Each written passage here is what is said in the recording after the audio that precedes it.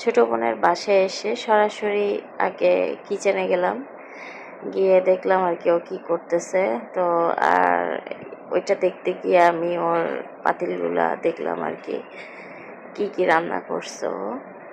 তো দেখলাম ধুন্দুল দিয়ে ইলিশ মাছ এবং মুরগির মাংস আর গলদা চিংড়ির তরকারি, এটা আমার অনেক ফেভারেট। তো আর ভাত।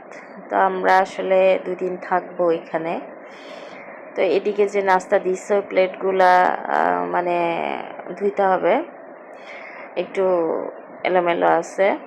তো আর পরে আমি দেখলাম আর কি যে আমার বাচ্চা দুটো কী করে।